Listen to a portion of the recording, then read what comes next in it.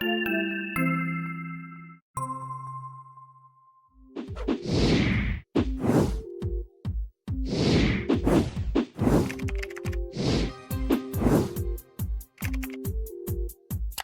holidays and welcome back to the Mental Breakdown. I was thinking about that. It's holiday time. It is.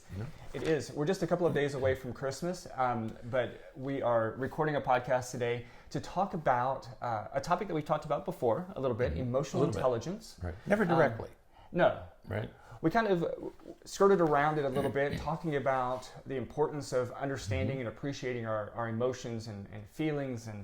But today we're going to talk about an article, some research that tied emotional intelligence very tightly to actually academics. Right. Who would have thought there was a relationship, a significant relationship, between emotional intelligence and academic achievement? Right. It's one of those, you remember the book Paul Tough wrote? Yes. Called How to Succeed?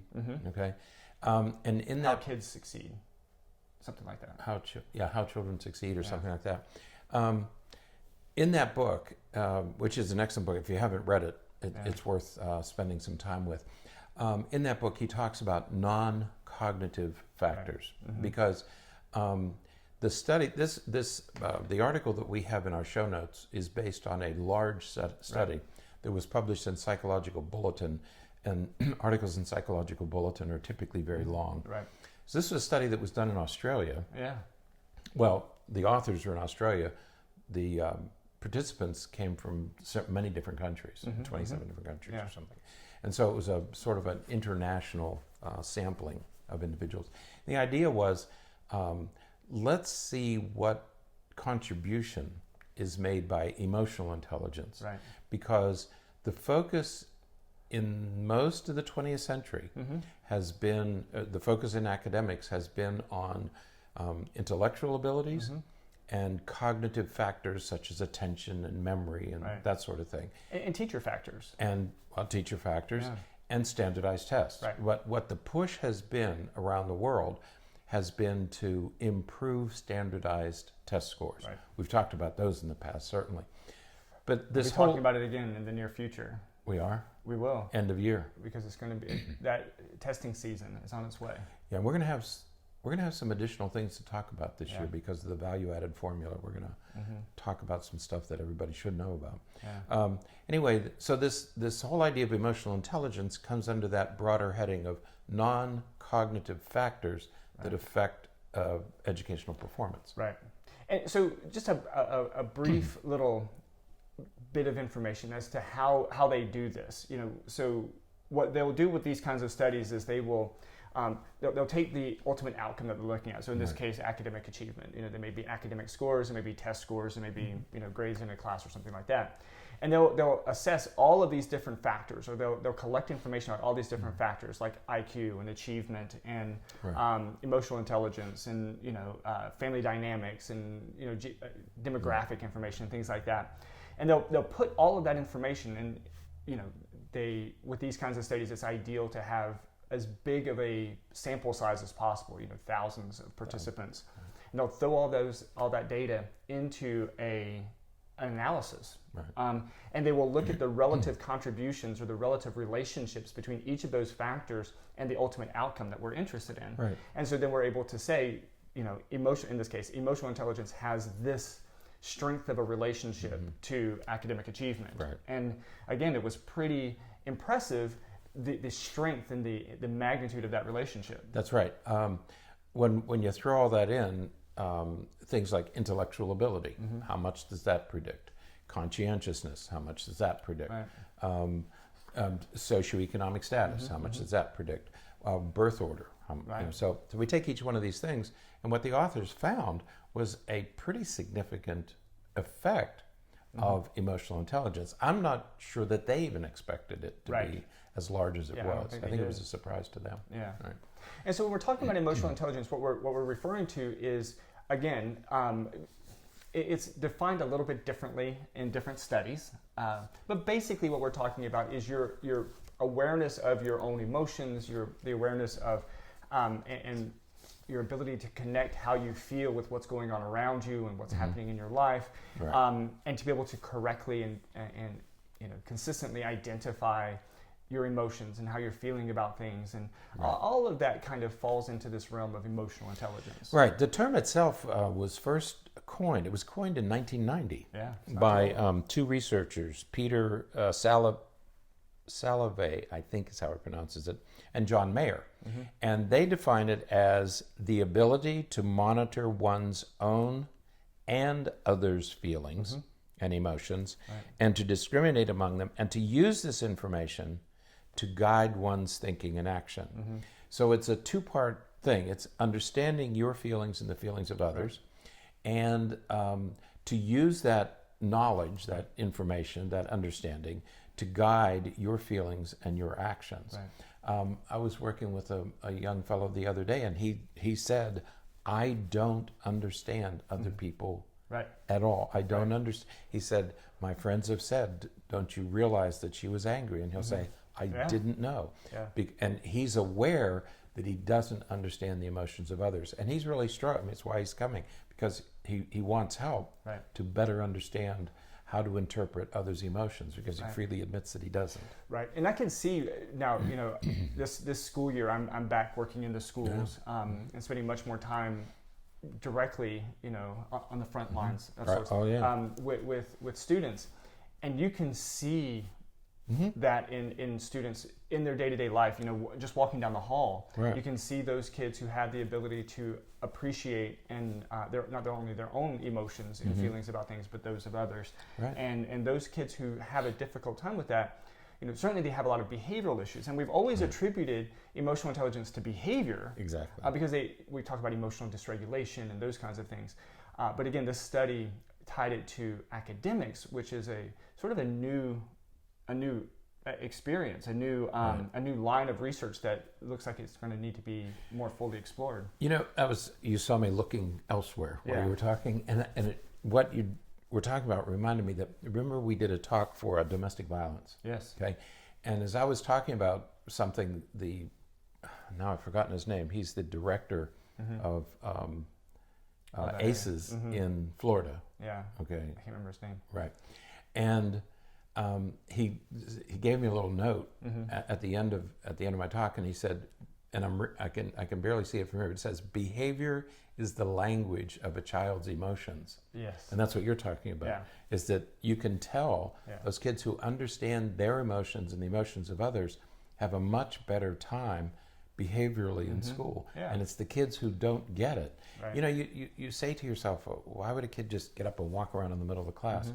Because he's not fully aware of how disruptive that is to other people. They just don't understand how disruptive or disrespect or whatever they're being. Well, they're working to meet their needs. Their need, and their need is, I can't keep sitting here. I got to get up and move around. And I'm not angry with anybody. I'm not upset. I don't dislike anybody. It's just that I don't get it. And so when you were talking about the relationship between emotions and behavior, it made me think about that wonderful phrase. But we see this relationship with emotional intelligence in schools, but we also see it, as this author puts it, after graduation in real life. But it also, they have better health and mental health outcomes. So the ability to understand and manage your emotions is related to school performance, job performance, and your overall health and well-being. Yeah, so when we talk about achievement, we're not just talking about academics As it turns grades. out. We're talking about achievement in life. And it's wonderful that these kinds of studies are coming out, because I was talking to a friend last night, and we were talking about how, for so long there has been this sort of just overall social tendency to disallow boys from showing emotion. We really work hard to restrict boys' expression and description and discussion even about different emotions. We were talking about the new Star Wars and how there's some things that relate to that in there. And the issue is that we're now coming out with all this research to suggest that's not such a great thing. When the way that we thinking about Fraser Smith over in Scotland, the importance of how we define masculinity, and we tend to define it in many ways as non-emotive. Exactly. We don't show emotion. We have happy and we have angry, Right. And that's about it. Right. That men are socially permitted. Yeah, it's okay to be angry. Right. But yeah. goodness, don't cry. Yeah. So it's wonderful that this research is coming out, because we do need boys, especially, to have the ability to express their emotions and do so accurately, so that they can recognize how they feel, how others feel, and those interrelationships. Right. That's right. We talked a few weeks ago about the hundreds of different emotions that are produced, and yet we restrict ourselves to just a few. Yeah. And people continue to be afraid of emotions. And I tell my patients, no, if you're experiencing an emotion, experience it, understand it, deal with it, because you can't do any of that unless you vent it, you get it out, right, where you can deal with it. And we all know that if you internalize, if you keep them all inside, eventually, the most severe form would be a conversion, where it converts. You convert an emotional feeling into an actual physical illness, which is another level of pathology that should never occur, but people do it all the time. Absolutely. Yeah, it's yeah. Now, why are the other thing it made me think about when we did this, in pediatrics, we talk about 5 areas of development. When we're looking at babies or early childhood or infants or neonates, we talk about their gross motor development, their fine motor development, their cognitive and intellectual development, and their speech and language development. And that's what most of the growth charts, is your child getting the R sound? Is your child toilet trained? Is your child riding a bike at age 5?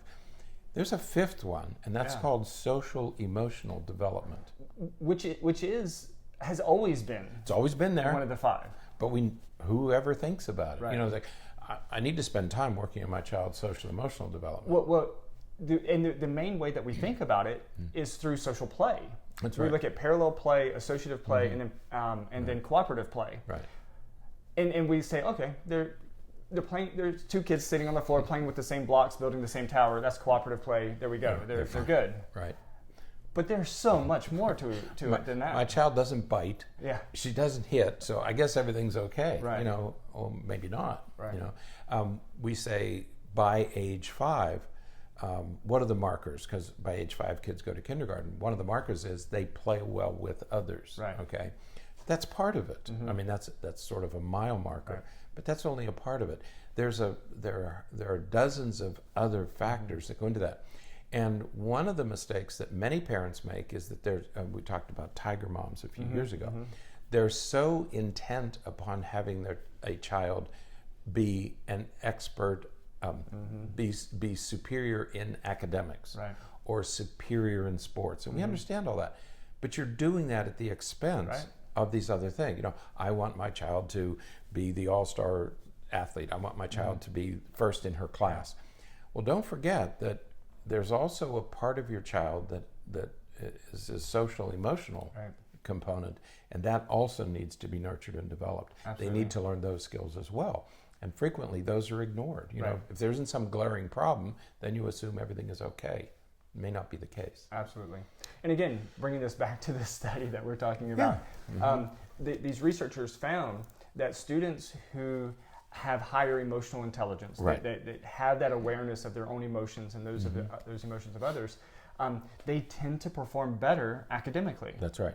And they bring up 4 things. Say, well, what is the relationship? And going back to the study, one is that students who have higher emotional intelligence are better able to regulate test anxiety. Right. Okay, we all feel test anxiety. Right. Which we tend to set aside, unless it's profound and the student needs extra care, extra support, or something like that. But every student experiences test anxiety. Right. But they have to be able to manage it. They have to. Everybody has performance. You're all nervous when you get up in front of an audience and you sing, or you're in a play, or you're giving a speech. Everybody gets nervous. Professional entertainers get nervous. Okay. But you have to be able to manage that anxiety. You have to be able to keep it under control. So they're better able to manage anxiety. Second, they're better, and I love this, they're better able to manage boredom. Yeah. I always struggle when somebody comes in, well, he's bored in school. Got to be able to do something about that. Really good students find something to do. Yeah. Something appropriate. Right. They'll read a book. They'll talk to others. They'll help other kids. They'll do.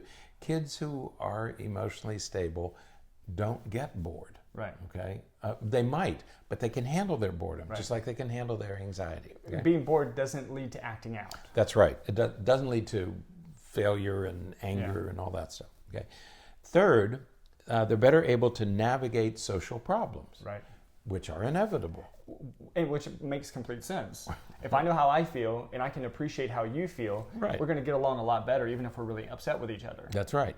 And so you go to school and you are going to encounter all sorts of people, kids, administrators, teachers, and you have to, janitor, the lunch lady, and you have to be able to navigate all these relationships and to solve the problems that might arise. Okay.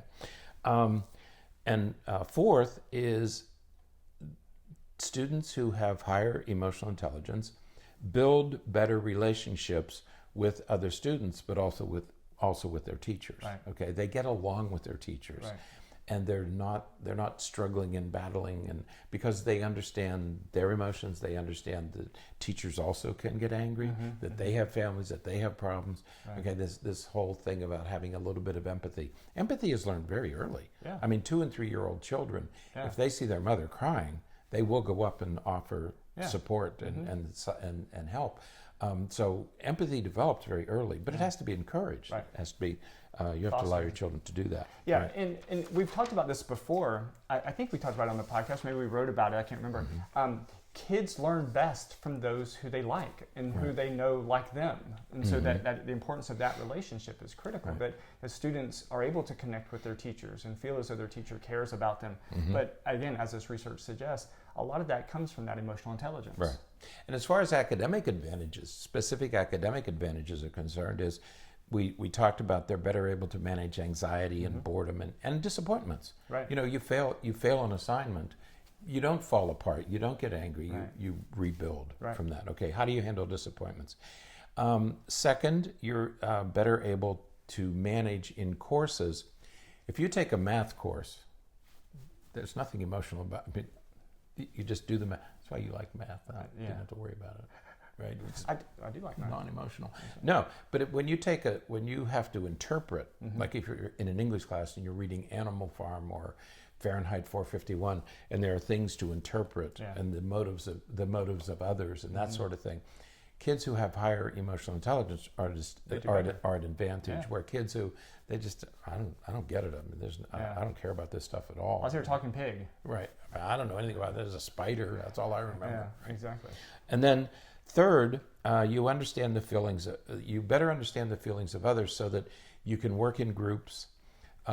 You can ask for help. You know when somebody else is struggling, you can provide help for them. And research has shown for a long time that cooperative learning groups in schools with varying degrees of expertise are some of the best best learning environments for students. That's right.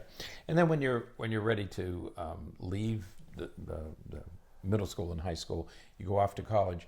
If you have higher emotional intelligence, it's easier for you to manage on your own. You know, you don't need a lot of parental support. Right. You can also interpret negative feedback better. You're going to get negative feedback, and you don't fall apart. You use that negative feedback to improve and to get better. Okay, you shouldn't be getting all A's, and you should be criticized because that criticism is what's going to make you better. And then your ability to bounce back from failure. You know, that's the other thing. So having this a good understanding of your emotions, your emotions and the emotions of others, really provides students with a distinct academic advantage. Absolutely. Yeah, and not just socially, but academically as well. Right. Exactly. Yeah. So I think we're gonna spend a lot more time on this in 2020. Because the research and everything is moving towards emotions, emotional regulation, and the way that we understand how we feel about things and how others feel, and really fostering that development. And you and I have been around long enough to have seen the pendulum swing back and forth a few times. And right now the pendulum has swung in the direction of standardized tests and test scores and passing these examinations and things. But you can feel it beginning to swing back. Yeah. Many people call these soft skills, Right. Emotional intelligence or non-cognitive skills, and that's a waste of time, like Right. recess, it's a waste. Well, now we're learning that those things aren't a waste of time, Yeah, that you can't take massive. 8 and 9 and 10-year-old kids and hammer away at academics all day long. You Right. have to have these other breaks. So it's not a waste of time. Right. It's something we should be paying attention to, both parents from birth to 5 and then teachers after they enter school. Absolutely. So, but we'll talk more about it as we get into the new year. Yeah, I think we're going to spend, what do they call it?